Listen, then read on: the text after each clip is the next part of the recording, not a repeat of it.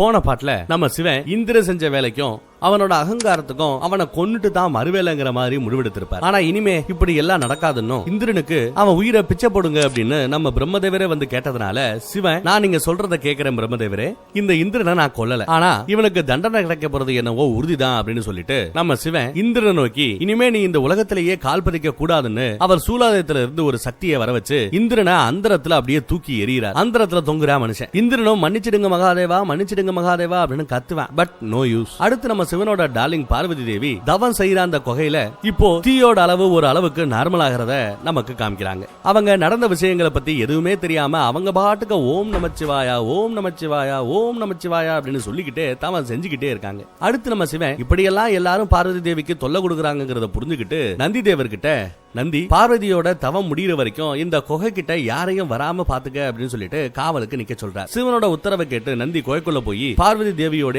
அக்னி வலயத்துக்கு வெளியில உட்காந்து அவங்க தவம் செய்யற அந்த அழகை பார்த்து சந்தோஷப்படுறார். யாரோ நம்மள பாக்குறாங்க அப்படிங்கறத உணர்ந்த நம்ம பார்வதி தேவி தவத்துல இருந்து வெளியில வந்து, நந்தி நீங்க என்ன பண்ற அப்படின்னு நந்தி தேவர் கிட்ட கேக்குறாங்க. அதுக்கு நம்ம நந்தி தேவர், தாயே உங்களை கவனமா பாத்துக்கிறது தான் என்னோட வேலை, உங்களை நல்லபடியா பாத்துக்கிற சொல்லி அந்த சிவனே என்ன உங்க பாதுகாப்புக்காக அனுப்பி வச்சிருக்கிறதா சொல்ல இவங்களுக்கு சந்தோஷம். இருந்தாலும் பார்வதி தேவி நந்தியை பார்த்து, எனக்கு சந்தோஷம் தான், எனக்காக அவரை யோசிக்கிறார், நீங்க யோசிக்கிற, ஆனா இருந்தாலும் இப்ப நீ செய்யறது ஒரு வகையான தொந்தரவு தான் எனக்கு அப்படிங்கிறாங்க. எந்த ஒரு உதவியும் இல்லாம செய்யப்படுகிற தவம் தான் முழு பலன் அளிக்கும். தவம் செய்யற விதிப்படி நானே தான் என்ன பாத்துக்கணும், தவத்துக்கு நடுவுல வர தொந்தரவுகளையும் நானே தான் சமாளிக்கணும். அதனால நந்தி இது என்னோட உத்தரவு, நீங்க இருந்து உடனே கிளம்பி போ அப்படின்னு சொல்லிடுறாங்க. நந்தியும் உங்க உத்தரவுப்படியே தாயன்னு சொல்லிட்டு கிளம்பிடுறாரு. பார்வதி தேவி திரும்பி அவங்க தவத்தை தொடர ஆரம்பிச்சாங்க. இப்படி அவங்களுக்கு எந்த உதவியும் தேவையில்லைன்னு சொன்னதை கேட்டு நம்ம சிவன் பூரிச்சு போறாரு. பரவாயில்ல, நம்மால ஒரு மாதிரி டெவலப் ஆயிட்டு தான் வரா அப்படின்னு புரிஞ்சுக்கிறார். அடுத்து நம்ம நந்தி சிவன் கிட்ட வந்து, சிவனே பார்வதி தேவி என்ன எந்த உதவியும் செய்ய வேண்டாம்னு சொல்லிட்டாங்க, இனிமே நீங்க தான் மகாதேவரை ஏதாவது செய்யணும் அப்படின்னு சொல்றாரு. அதுக்கு நம்ம சிவன், இனிமே நான் செய்யறதுக்கு ஒண்ணுமே கிடையாது நந்தி,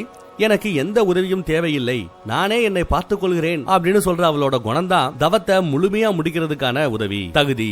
அதை அவ அடைஞ்ச மாதிரி தெரியுது. எனக்கு முழு நம்பிக்கை இருக்கு நந்தி, பார்வதி கண்டிப்பா அவளோட தவத்தை ரொம்ப சீக்கிரமே நல்லபடியா முடிச்சிருவா அப்படின்னு சொல்றாரு. இதை கேட்ட நம்ம நந்தி தேவரும் செம்ம ஹாப்பி ஆயிராப்ல. அப்படியே கட் பண்ணா யாரோ இருட்டான ஒரு இடத்துல மேல இருந்து கீழே விழுத மாதிரி காட்டுறாங்க. யாருன்னு பார்த்தா நம்ம இந்திரதேவர் தான். நம்ம சிவனால ஆகாயத்துல அந்தரத்துல தூக்கி அடிக்கப்பட்ட நம்ம இந்திரதேவர் இப்பதான் ஒரு பெரிய கல்லு மேல நங்குன்னு வந்து விழுந்து ஒரு இடத்துல லேண்ட் ஆகிறாரு. எங்கடா விழுந்திருக்கோம் அப்படின்னு நினைச்சா சுத்தி முத்தியும் பார்த்தா அவரை சுத்தி அவரை மாதிரியே வெள்ளை ட்ரெஸ் போட்டுக்கிட்டு நிறைய பேரு அவரை ரவுண்டு கட்டுறாங்க. யாரா இவனுங்க நம்மளே ரவுண்டு கட்டுறாங்கன்னு நினைச்ச நம்ம இந்திரன் அவனோட அகங்காரம் கொஞ்சம் கூட குறையாம, நான் தேவராஜ இந்திரன், என்ன சுத்தி நின்று சிரிச்சு என்ன அவமதிச்சா என்னோட கடும் கோபத்துக்கு எல்லாரும் ஆளாவீங்க, ஒழுங்கா எனக்கு மரியாதை கொடுங்க, நீங்க எல்லாரும் யாரா, என்ன இடண்டா இது, எங்கடா என்னோட தேவசபை எங்கடா அப்படின்னு கத்துவேன். அப்ப அங்க இருந்த ஒருத்தவர், நாங்க எல்லாருமே ஒரு காலத்துல தேவராஜனா இருந்தவங்க தான், ஆனா உங்களை மாதிரியே கடும் தவத்தாலையும் பக்தியாலையும் கிடைச்ச அந்த தேவராஜங்கிற அந்த பதவியை அகங்காரத்தினாலையும் முட்டாள்தனத்தினாலையும் இழந்து இங்க வந்து தண்டனையை அனுபவிச்சுட்டு இருக்கோம் அப்படின்னு இந்திரரோட அந்த நிலைமையை பார்த்து கேலி செஞ்சு சிரிச்சுக்கிட்டே இருக்காங்க சுத்தி இருக்கிற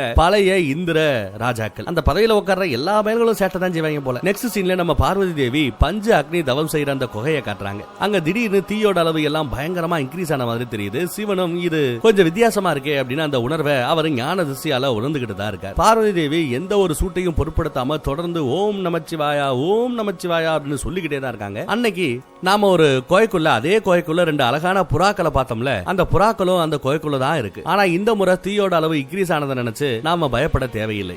ஏன்னா தீயோட அளவு இன்க்ரீஸ் ஆனதுக்கான காரணம் பார்வதி தேவியோட அந்த பஜ்ஜ அக்னி சாதனை, அந்த தவம் முடிவு பெற போற அந்த நேரம் நெருங்கிடுச்சு. அவங்களோட உடம்புல அக்னி சக்கரமும் போய் உள்ள உட்கார்ந்துருது. அந்த சக்கரம் அவங்க உடம்புக்குள்ள போனதுக்கு அப்புறமா குகையில இருந்து தீயெல்லாம் முழுசா காணாம போயிடுது. சோ நம்ம பார்வதி தேவி பஞ்ச அக்னி சாதனைய அந்த தவத்தை முழுசா கம்ப்ளீட் பண்ணிட்டாங்க. இத உணர்ற நம்ம சிவன் தவத்துல இருந்து கண்வெளிக்கிறார். அவரும் பார்வதி தேவி அந்த தவத்தை முடிச்சிட்டாங்கன்னு சர்டிபிகேட் கொடுத்துறாரு. இவர் தான் பார்வதி தேவியோட குரு இல்லையா? சோ அவங்க இந்த தவத்தை முடிச்சதுனால சிவன் ரொம்ப ஹாப்பி ஆயிராப்ல. அடுத்து அந்த இருட்டான இடத்துல இருக்கிற இந்திரன் ஒரு கல்லு மேல உட்கார்ந்து குரு பிரகஸ்பதியை இவரு அவமானப்படுத்தி செஞ்ச தப்பெல்லாம் நினைச்சு வருத்தப்பட்டு அழுதுகிட்டு இருக்காரு. அப்ப அவர்கிட்ட வந்து யாரோ நிக்கிறாங்க. யாருன்னு பார்த்தா சாட்சாத் நம்ம குரு பிரகஸ்பதியே தான். அவரோட சிஷ்யனை தேடி இவ்வளவு தூரம் வந்திருக்காப்ல. குருவோட கைகூப்பி பிரகஸ்பதி கிட்ட கைகூப்பி இந்திரர் வணங்கி, நான் செஞ்ச தப்பெல்லாம் உணர்ந்துட்டேன் குருதேவா, என்ன மன்னிச்சிடுங்கன்னு காலில் விழுந்து மன்னிப்பு கேட்கிறான். குரு பிரகஸ்பதி, எந்திரி இந்திரா, தேவராஜங்கிற அந்த பதவியை தக்க வச்சுக்கிறத விட அகங்காரத்துல இருந்தும் மோகத்துல இருந்தும் வெளியில வர்றதுதான் கஷ்டம். நீ குருவான என்னையும் உலக நன்மைக்காக போராடிக்கிட்டு இருக்கிற தேவாதி தேவரான அந்த சிவனையும் அவமதிச்சிருக்க கூடாது. சரி, நீ நிறைய தப்பு செஞ்சிருக்கிற, ஆனா சிஷ்யன் தப்பு செய்யும் போதுதான் குரு அவனை கண்டிச்சு சரியான பாதையில கூட்டிட்டு போகணும். உனக்கான அந்த சரியான பாதை என்னங்கறத அந்த சிவன் தான் சொல்லணும்னு சிவனை பாக்குறதுக்காக இந்த குரு இந்திரனை அங்கிருந்து கூப்பிட்டு வந்துடுறார். நெக்ஸ்ட் சீன்ல தேவலோகத்துல ஆட்சி செய்யற நம்ம தாரகாசுரனை காட்டுறாங்க. அவனோட இன்னொரு பையன் வீர்வான், நாம செஞ்சு முடிக்க வேண்டிய வேலை ஒண்ணு இருக்குப்பா அப்படின்னு சொல்றான். என்னடான்னு தாரகாசுரன் கேக்குறான். வீர்வான், நாம தேவலோகத்தை ஆட்சியை என்னமோ நம்ம பிடிச்சிட்டோம், தேவலோக ஆட்சியை பிடிச்சாச்சு. ஆனா இந்த தேவலோகத்துல வாழ்ற தேவர்கள் இன்னும் நம்ம அடிமைகள் ஆகல. அவனுங்க எப்ப வேணாலும் நம்ம ஆட்சியை மறுபடியும் பிடிக்கிறதுக்கான அந்த வாய்ப்பு இருக்கு, நமக்கு எதிர்த்து போர் செய்யவும் வாய்ப்பு இருக்கு அப்படிங்கிறான். அதுக்கு நம்ம தாரகாசுரன், இந்த பிரச்சனைக்கு ஒரே ஒரு வழிதான் இருக்கு. இங்க இருக்கிற எல்லா தேவர்களையும் அந்த இந்திரனையும் சேர்த்து நாம பேசாம கொன்னுடுவோம். அப்பதான் எவனும் தேவலோக ஆட்சியை மறுபடியும் பிடிக்கணும்னு சொல்லிட்டு நம்மளை எதிர்த்து வரமாட்டானுங்க அப்படின்னு சொல்றேன். அப்ப நம்ம அசுர குருதேவர் அங்கதான் இருக்காப்ல. இவன் தப்புக்கு மேல தப்பு செஞ்சுக்கிட்டு இருக்கான், இவனை எப்படி என்ன சொல்லி தடுக்கிறது அப்படின்னு முழிச்சுக்கிட்டு இருக்காரு. உத்தரவும் போட்டாப்ல தாரகாசுரன், எதுக்கு வம்பு, பேசாம எல்லா தேவர்களையும் போட்டுருங்கடா அப்படின்ட்டாங்க. தேவர்கள் அனைவரையும் கொல்றதுக்காக அசுரர்கள் அவங்கள துரத்திக்கிட்டு இருக்காங்க. தேவர்களோ எந்த ஒரு ஆயுதமும் இல்லாம அவங்களை எதிர்க்கவும் முடியாம உயிருக்கு பயந்து ஓடிக்கிட்டு இருக்காங்க. சீக்கிரம் ஓடி தேவர்கள் எல்லாம் நம்ம ததீசி முனிவரோட ஆசிரமத்துக்கு போயிடுறாங்க. நமக்கு ஏற்கனவே தெரிஞ்ச மாதிரி அசுரர்களால ததீசி முனிவரோட அந்த ஆசிரமத்துக்குள்ள நுழைய முடியாது. ஆனாலும் விருத்தாசுரன் தலைமையில இருக்கிற அந்த அசுரசேனை, எஸ், இந்த மொட்டை தான் அந்த விருத்தாசுரன். தேவர்களை பார்த்து, எத்தனை நாள் தாண்டா நீங்க அந்த ததீசி ஆசிரமத்திலே இருப்பீங்க, ஒரு நாள் இல்ல ஒரு நாள் நீங்க வெளியில வந்து தாண்டா ஆகணும், அன்னைக்கு எல்லாரும் என் கையால தாண்டா உங்களுக்கு சாவு அப்படின்னு கத்துறான். எஸ், ஞாபகம் இருக்கா, ததீசி முனிவரோட ஆசிரமத்துல நம்ம பார்வதி தேவி வளர்ந்துகிட்டு இருக்கிற சமயம், குழந்தையா இருக்கும்போது, அப்போ அசுரர்களோட பார்வைப்படாம அவங்க நுழைய முடியாத மாதிரி நம்ம ததீசி முனிவர் அந்த ஆசிரமத்தையே ரொம்ப அழகா வலிமையா உருவாக்கி வச்சிருப்பார் தன்னோட தவ வலிமையால. அதனாலதான் இப்பயும் அசுரர்களால உள்ள வர முடியல. நீங்களா வெளியில வரும்போது உங்களுக்கு இருக்குடா அப்படின்னு மட்டும் சொல்லிட்டு காத்து கிடக்கிறான். அடுத்த சீன்ல பார்த்தா குரு பிரகஸ்பதி இந்திரனை கூட்டிக்கிட்டு சிவன் கிட்ட வந்திருக்கிறார். இந்திரன் சிவனோட காலில் விழுந்து, என்ன மன்னிச்சிடுங்க மகாதேவா, மன்னிச்சிடுங்க மகாதேவா, நான் பெரிய தப்பு செஞ்சுட்டேன், என்னோட சுயநலத்துக்காக தர்மத்தின் வழியில இருந்து நான் தவறிட்டேன்னு சொல்றேன். குரு பிரகஸ்பதி, இவன் செஞ்ச தப்ப உணர்ந்துட்டான் பிரபு, தயவு செஞ்சு இவனை மன்னிச்சிடுங்கன்னு சொல்ற. சிவன் காலில் விழுந்திருந்த அந்த இந்திரனை கையால எந்திரிங்கிற மாதிரி சையால சொல்லிட்டு, தேவையில்லாம மன்னிப்பை எதுக்குடா என்கிட்ட கேக்குற, மன்னிப்பு கேட்கணும்னா நீ அவமதிச்ச உன்னோட குரு கிட்டையும் போர்ல நீ தனியா விட்டுட்டு ஓடி வந்த பிறகு உன்னை இன்னும் தேவராஜாவா பாக்குற அந்த தேவர்களுக்கிட்டையும் தான் நீ மன்னிப்பு கேட்கணும். உன்னை நம்பி தேவலோகத்தை பவித்திரமாக்குறதுக்காக வந்த கங்காதேவி, அவங்க கிட்டையும் நீ மன்னிப்பு கேட்கணும். நீ மாதா மாதான்னு வார்த்தைக்கு வார்த்தை சொல்லுவியே அந்த பார்வதி தேவி, அவங்க கிட்டையும் நீ போய் மன்னிப்பு கேட்கணும் அப்படிங்கிறார். இந்திரன் அழுதுகிட்டே, நான் செஞ்ச பாவத்துக்கு நீங்க என்ன தண்டனை கொடுத்தாலும் நான் ஏத்துக்கிறேன் மகாதேவான்னு சொல்றான். அதுக்கு நம்ம சிவன், இப்ப நான் உனக்கு மரண தண்டனை கொடுத்து உன்னை கொன்னுட்டா நீ இந்த உலகத்துல இருந்து முக்தி அடைஞ்சிருவ, அந்த தண்டனை உனக்கு ரொம்ப ஈஸியா போயிடும். அதனால ஞாபகம் இருக்கா, அன்று தட்சனுக்கு கொடுத்த அதே தண்டனை தான் உனக்கும். நீ உன்னோட மீதி வாழ்க்கைய நீ செஞ்ச அந்த பாவத்தை நினைச்சு வருத்தப்பட்டு கொண்டே வாழு, அதுதான் உனக்கு கொடுக்கிற தண்டனை. அப்பதான் அகங்காரத்துல இருந்தும் சுயநலத்துல இருந்தும் உனக்கு முக்தி கிடைக்கும் சொல்றாரு. அடுத்து நம்ம சிவன் பிரகஸ்பதியை பார்த்து, நீங்களும் இந்திரனை கூட்டிக்கிட்டு மத்த தேவர்கள் மாதிரியே ததீசி முனிவரோட அந்த ஆசிரமத்துல போய் தங்கிக்கங்க,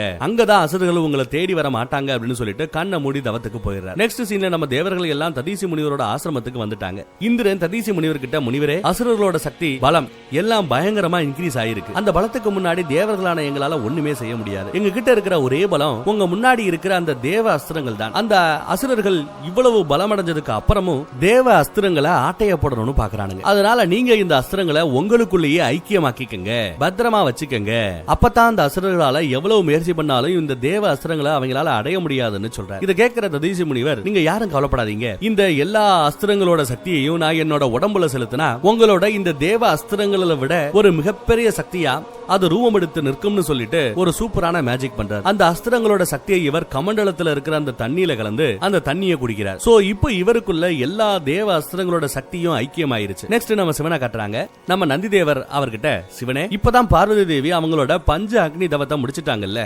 இனிமேலும் அவங்க என்ன தவம் செய்யணும், நெக்ஸ்ட் ஏதாவது தவம் ஏதாவது செய்யணுமா அப்படின்னு கேட்கிறாரு. அதுக்கு நம்ம சிவன், இனிமே பார்வதி தேவி ஜல தத்துவத்தை உணர தவம் செய்யணும் அப்படின்னு சொல்றாரு. அதாவது அக்னியை முடிச்சிட்டு இப்ப தண்ணி ரிலேட்டிவா இருக்கிற ஏதோ ஒரு தவம் செய்யணும்னு சொல்றாரு. ஆனா இந்த தவம் ரொம்பவே மகத்துவம் வாய்ந்தது. பார்வதி இந்த தவத்தை முடிச்சிட்டாங்கன்னா அவங்களால அவங்களோட சுயரூபமான ஆதிசக்தியை உணர முடியும். அண்ட் அவங்களோட தவ காலமும் முடிச்சு சிவனுக்கு தகுதியான ஆதிசக்தியை அவங்க மாறிடுவாங்க அப்படிங்கிற. சரி, நம்ம பார்வதி தேவி இப்ப என்ன தவம் செஞ்சுக்கிட்டு இருக்காங்க அப்படின்னு பார்த்தா, சிவனை அடையறதுக்காக அவங்க ஒத்த கால்ல நின்னு ஓம் நமச்சிவாயா ஓம் நமச்சிவாயா அப்படின்னு தவம் செஞ்சுக்கிட்டு இருக்காங்க. அந்த குகையோட குளிரால அவங்க உடம்புல ஒரு பனி லேயர் மாதிரி ஏதோ ஒரு ஃபார்ம் ஆயிட்டே இருக்கு. அதை பத்தி எல்லாம் கவலைப்படாம பார்வதி பாட்டுக்கு தவம் செஞ்சுக்கிட்டே இருக்காங்க. இப்போ அந்த பனி அவங்க உடம்புல ஃபுல்லா ஒரு லேயரா உருவாயிடுச்சு. இதையெல்லாம் ஞான சிசியால உணர நம்ம சிவன் பார்வதி மாதிரி ஒரு சமர்ப்பணம் இருக்கிற ஒரு சிஷ்ய தான் இது வரைக்கும் பார்த்தது இல்லங்கிற மாதிரி ஃபீல் பண்றார். இந்த மாதிரி ஒரு சிஷ்ய தனக்கு கிடைச்சது ஒரு பெரிய பாக்கியம், பெருமை அப்படின்னு நினைக்கிறார். அடுத்து நம்ம சிவன் பார்வதி உன்னோட தவம் ரொம்ப சீக்கிரமே முடிஞ்சிரும்னு சொல்றார். ஆனா பார்வதி தேவி இப்படி நிக்கிறத பார்த்து நமக்கு தாங்க கொஞ்சம் பயமா இருக்கு. நெக்ஸ்ட் சீன்ல நம்ம பக்ரீதன் ராஜா ததீசி முனிவர் சொன்ன மாதிரியே சிவனை தேடி தேடி தேடி கடைசியில சிவனை சந்திச்சிடுறார். அவர் சிவன் கிட்ட, ஆண்டவா, நான் உலகத்தோட நன்மைக்காகவும் என்னோட பித்ருக்களுக்கு முக்தி கொடுக்கறதுக்காகவும் ஒரு பவித்திரமான நீரை ரொம்ப வருஷமா தேடிக்கிட்டு இருக்கேன். ஆனா எத்தனை இடத்துல இருந்து நீர் எடுத்துட்டு வந்தாலும் என்னால என்னோட ராஜ்யத்தை பிடிச்சிருக்கிற அந்த பித்ரு தோஷத்தை மட்டும் போக்கவே முடியல. என்னோட ஒரு முயற்சியும் சக்சஸ் ஆகவே இல்ல. இது காரணமா தான் ஒரு வழி கேட்டு ஒரு தீர்வு கேட்டு உங்ககிட்ட வந்திருக்கிறேன் அப்படின்னு சொல்லி கேட்கிறார். இதை கேட்கிற நம்ம சிவன், உங்களோட ப்ராப்ளம் என்னன்னு எனக்கு முன்னாடியே தெரியும் பக்ரீதா. கங்கையோட நீரால மட்டும்தான் உங்க பிரச்சனைக்கான அந்த தீர்வை கொடுத்து பாவங்களால நிறைஞ்சிருக்கிற இந்த உலகத்தை உங்களோட ராஜ்யத்தை புண்ணிய பூமியா மாத்த முடியும்னு சொல்றாரு. அடுத்து அந்த பயல நீங்க பிரம்மலோகத்துக்கு போங்க. அங்கதான் நீங்க தேடுற அந்த பவித்திரமான நீர் கொண்ட கங்கா தேவி இருக்கிறாங்க. அவங்கள போய் பாருங்கன்னு சொல்றார். அடுத்து சிவன் சொல்றதை கேட்டு பக்ரீதனும் பிரம்மலோகத்துக்கு போய் கங்கா தேவியை பார்க்கிறார். அவங்க கிட்ட, தேவி, எனக்கு தயவு செஞ்சு ஹெல்ப் பண்ணுங்க, உலகத்தோட நன்மையே உங்க கையில தான் இருக்குன்னு சொல்றார். ஆனா நம்ம கங்கா தேவியோ, என்னால உங்களுக்கு எந்த உதவியும் செய்ய முடியாதுன்னு சொல்லிட்டு இருக்கும்போது கரெக்டா அங்க பிரம்மதேவர் வரார். வந்தவர், கங்கா, நீ என்ன பேசுற? உன்னோட வாழ்க்கையே உலக நன்மைக்காக தாங்கிறத நீ மறந்துடாத அப்படிங்கிறார். கங்கா தேவி, என்னால இப்போ பூலோகத்துக்கு போக முடியாது பிரம்மதேவரே. சிவன் பூலோகத்துல என்னோட காதலை நிராகரிச்சிட்டார். அன்னைக்கே நான் முடிவு பண்ணிட்டேன், திரும்பி நான் இந்த பூலோகத்துக்கு வரணும்னா சிவனே என்ன கூட்டிட்டு போனாதான் அது நடக்கும்னு சொல்றாங்க. பிரம்மதேவர், என்னது கங்கா, நீங்க சிவனை காதலிச்சீங்களா அப்படின்னு கேட்கிறார். கங்கா தேவி, ஆமா பிரம்மதேவரே, நான் சொல்றது உண்மை. இன்னைக்கு நான் அந்த சிவன் மேல அளவில்லாத அந்த காதலை வச்சிருக்கிறேன். என்னோட முழு வாழ்க்கையும் அவருக்கு மட்டும்தான் நான் சமர்ப்பணம் செய்வேன்னு சொல்றாங்க. பிரம்மதேவரோ, கங்கா, நீ சிவன் மேல வச்சிருக்கிற அந்த காதலால எந்த ஒரு பயனும் கிடையாதுமா. ஏன்னா சிவன் பார்வதி தேவியை கல்யாணம் செஞ்சுதான் ஆகணும். ஆனா உலக நன்மைக்காக நீ பூலோகத்துக்கு போறதும் உன் வாழ்க்கையோட லட்சியமும் காரணமும் உன் பிறப்பின் ரகசியமும் அதுதான். ஆனா இப்ப அங்க போக மாட்டேன் நீ சொல்றியே அப்படிங்கிற மாதிரி பிரம்மதேவர் வருத்தப்படுறார். பக்ரீதன் ராஜா இவங்க பேசுறதெல்லாம் கேட்டுட்டு, கங்காதேவி, நீங்க காதலிக்கிற அந்த சிவனோட ஆசையே நீங்க பூலோகத்துக்கு வரணுங்கிறது தான். அவர் தான் நீங்க இருக்கிறதா சொல்லி என்ன வந்து உங்களை பார்த்து பேச சொன்னார் அப்படின்னு சொன்னதும் இவ்வளவு நேரம் நோ இல்ல இல்ல அப்படின்னு சொல்லிக்கிட்டு இருந்த கங்காதேவி இதை கேட்டு மனசு மாறுறாங்க. என்னது, சிவனோட ஆசையா? நான் பூலோகத்துக்கு வரணும்னு அவர் ஆசைப்பட்டாரா? அப்ப நான் கண்டிப்பா பூலோகத்துக்கு வருவேன்னு சொல்றாங்க. அப்பாடான நம்ம பகரித ஹாப்பி ஆகும்போது கங்கா ஒரு கண்டிஷன் போடுறாங்க. எப்படி பூலோகத்திலிருந்து தேவலோகத்துக்கு என்னோட வேகத்தை கட்டுப்படுத்தி பிரம்மதேவர் அவரோட கமண்டலத்துக்குள்ள என்ன கொண்டு வந்து சேர்த்தாரோ, அதே மாதிரி இப்போ என்னோட வேகத்தை கட்டுப்படுத்தி பிரம்மலோகத்திலிருந்து பூலோகத்துக்கு அந்த சிவனே வந்து கூட்டிட்டு போகணும். இல்லனா புனித நீரா என்ன எல்லாரும் வணங்குறாங்க. ஆனா என்னோட வேகத்தை என்னால கட்டுப்படுத்த முடியாம போச்சுன்னா அதிவேக கடல் அதுவே உலகத்தை அழிச்சிடும், சுனாமி வந்துடும். அதனால என்னோட வேகத்தை அந்த ஆண்டவர் தான் வந்து கண்ட்ரோல் பண்ணணும். அப்பதான் நான் பூலோகத்துக்கு வருவேன்னு பகரித ராஜா கிட்ட சொல்லிடுறாங்க. சோ நம்ம பக்ரீதன் ராஜாவும் திரும்பி பிரம்மலோகத்துல இருந்து சிவன் கிட்ட போறாரு. சிவனே நீங்க ஆசைப்படுறீங்கன்னு சொன்னதும் உலக நன்மைக்காக கங்காதேவி பூலோகத்துக்கு வரேன்னு ஒத்துக்கிட்டாங்க. ஆனா அவங்க நீரோட வேகம் கண்ட்ரோலே இல்லாத ரேஞ்சுக்கு பயங்கரமா இருக்குமா. அதை நினைச்சு அவங்க பயப்படுறாங்க. இந்த பிரச்சனைக்கான சொல்யூஷனும் நீங்க தான் கொடுக்கணும் ஆண்டவா அப்படின்னு கேட்கிறாரு பக்ரீதன் ராஜா. நம்ம சிவனும், கங்கா சொல்றது உண்மைதான். கங்கை நீரோட வேகத்தை யாராவது ஒழுங்கா கண்ட்ரோல் பண்ணலனா அது உலகையே அழிச்சிரும். ஆனாலும் பூலோகத்தோட பாவத்தை கங்கா தேவியால தான் போக்க முடியும். அதனால கங்கா கிட்ட போய் சொல்லுங்க, கங்கை நீரோட அந்த வேகத்தை கண்ட்ரோல் பண்றதுக்காக நானே கங்காவை என்னோட ஜடா முடியல ஏத்துப்பேன்னு சிவன் சொல்றார். இந்த விஷயத்தை போய் பக்ரீதன் கங்கா கிட்ட சொல்றார். கங்கா இதை கேட்டு செம ஹாப்பி ஆயிராங்க. என்னோட இந்த ஆசை நிறைவேறதுக்காக தான் நான் இத்தனை நாளா காத்துக்கிட்டு இருந்தேனே, என்னோட ஆசை இப்ப நிறைவேற போகுது. பிரம்மதேவரே, உங்களோட பொண்ணா நீங்க என்ன நினைச்சு பிரம்மலோகத்திலிருந்து என்னோட புகுந்த வீடான நான் நினைக்கிறேன் அந்த பூலோகத்துக்கு என்ன அனுப்பி வைங்கன்னு கேக்குறாங்க. அப்ப நம்ம பிரம்மதேவர், கங்கா, நீ புகுந்த வீட்டுக்கு போக போற, அதனால நான் உனக்கு ஒரு வரம் கொடுக்கிறேன். எப்பவுமே பிரம்மலோகத்துல பிரம்ம கங்கா அப்படிங்கிற ஒரு பேரோட நீ சதா காலமும் நிலைச்சு நிக்கிற மாதிரி இங்க எப்பவுமே உனக்காக ஒரு ஆசனம், உனக்காக ஒரு சதானம் இங்க காத்து இருக்கும் அப்படின்னு சொல்லி வரம் கொடுக்கிறார். சொல்லிட்டு கங்காதேவியை நல்லா இருன்னு வாழ்த்தி அவரோட கமண்டலத்துக்குள்ள இருக்கிற கங்காதேவியை அனுப்பிடுறார். இங்க பூலோகத்துல நம்ம சிவன் வானத்துக்கும் பூமிக்குமான ஒரு பெரிய சைஸ்ல ருத்ர ரூபத்துல நிக்கிறார். இந்த பக்கம் ஆர்ப்பரிக்கிற அந்த கங்கா படு வேகத்துல வந்துகிட்டு இருக்காங்க. இந்த வேகத்துல வந்தா பூமி அழிஞ்சே போயிடும். அந்த வேகத்தை குறைச்சு அப்படியே அழகா பூலோக நன்மைக்காக அப்படியே மெதுவா ஓடுற மாதிரி கங்காவை மாத்தணும். அதுக்காக தான் ருத்ர ரூபத்துல நம்ம சிவன் நிக்கிறார். கங்காவை தன்னோட ஜடமுடியில பிடிக்கணும்ன்றதுக்காக ஃபுல்லா ஃப்ரீ ஹேரா அப்படியே ஓட நிக்கிறார். ஃப்ரீ ஹேரோட நிக்கிறாப்ல மனுஷன். இல்லனா எப்பவுமே கொண்டை போட்டுருப்பாப்ல, இல்ல அந்த கொண்டை இல்லாம விரிச்சு போட்டு நிக்கிறார். அந்த பக்கம் பிரம்மர் கங்கை நீரை அப்படியே அவங்களோட கமண்டலத்திலிருந்து கவுக்கும் போதுதான் நீர் அதிவேக சுழற்சியோட வந்து கரெக்டா நம்ம சிவனோட ஜட முடியில வந்து செட்டில் ஆகுது. அப்படியே அந்த முடியில பட்டு அப்படியே வேகம் குறைஞ்சு இந்த பக்கம் பூமியில ஆறா ஓடுது. அப்புறம் நம்ம சிவன் திரும்பி அவரோட கொண்டை ரூபத்துக்கு மாறுறார். சோ இப்போ நம்ம கங்காதேவி சிவனோட ஜடா முடிக்குள்ள இருக்காங்க. அடுத்து நம்ம சிவன் கங்காதேவி அவர் ஜடா முடிக்குள்ள இருந்து வெளியில எடுக்கிறார். வெளியே வந்த கங்காதேவி, சிவனே, நீங்க என்ன உங்க ஜடா முடியில ஏத்துக்கிட்டு என்னோட மனக்கவலைய குறைய போக்கிட்டீங்க. என்னோட பாக்கியம் நானும் சந்திரன் மாதிரியே எப்பவுமே உங்களோட ஜடாமுடியில நிலைச்சு இருப்பேன்னு சந்தோஷமா சொல்றாங்க. இத கேக்குற நம்ம சிவன், உன்னோட பவித்திரமும் திவ்யமும் நிறைஞ்ச இந்த குணத்துக்காகத்தான் நான் உன்னை என்னோட ஜடாமுடியில ஏத்துக்கிட்டேன். மனிதர்கள் செய்யற பாவத்தால இந்த உலகத்துக்கு ஏற்படக்கூடிய தீமையை நீ உன்னோட பவித்திர தன்மையால எப்பவுமே போக்கிக்கிட்டே இருப்ப. நீ மத்தவங்களோட பாவத்தை ஏத்துக்கிட்டு அவங்களுக்கு நீ புண்ணியத்தை கொடுத்துக்கிட்டு இருந்தாலும் உன்னோட புனிதமும் பவித்திரமும் என்னைக்குமே குறையாது, கலங்கப்படாது. நீ சதா காலத்துக்கும் நிலைச்சு இருக்கும். எது? உன்னோட புனிதமும் பவித்திரமும். இந்த மகா புண்ணிய வேலையை நீ செய்யறதுக்கு முன்னாடி உங்க அப்பா அம்மா கிட்ட ஆசீர்வாதம் வாங்க மறந்துடாதன்னு சொல்ற. சிவன் சொன்ன மாதிரியே இப்ப கங்கா பர்வதராஜனையும் மீனா தேவியும் சந்திச்சு ஆசீர்வாதம் வாங்க ஹிமாலய ராஜ்யத்துக்கு போறாங்க. கங்கா தேவி ஹிமாலயத்துக்கு வந்ததுல அவங்க ஃபுல் குடும்பமும் ஹாப்பி ஆயிடுறாங்க. எல்லாருடைய கண்ணையும் ஃபுல்லா ஆனந்த கண்ணீர். கங்கா தன்னோட வாழ்க்கைக்கான காரணத்தை உணர்ந்துட்டதாகவும் உலக நன்மைக்காக அவங்க பவித்திரமான நீரு, அவங்களோட அந்த பவித்திரமான நீரு உலகத்துல ஓட போறதாகவும் எல்லார்கிட்டையும் சொல்றாங்க. ஆசீர்வாதமும் வாங்குறாங்க. அடுத்து பர்வதராஜன் கிட்ட கங்காதேவி, அப்பா பார்வதி ரொம்ப அதிர்ஷ்டசாலி, சிவனோட காதல் எப்பவுமே பார்வதிக்கு துணையா நிக்கும்னு சொல்றாங்க. இத கேட்கிற பர்வதராஜன், எங்களை விட அதிர்ஷ்டமான அப்பா அம்மா பேரண்ட் இந்த உலகத்திலே வேற யாராலையும் இருக்க மாட்டாங்க. ஏன்னா என்னோட எல்லா பொண்ணுங்களோட தியாகத்தாலையும் தவத்தினாலையுமா இந்த ஒட்டுமொத்த பிரபஞ்சமே நன்மை அடைந்து கொண்டிருக்கிறது.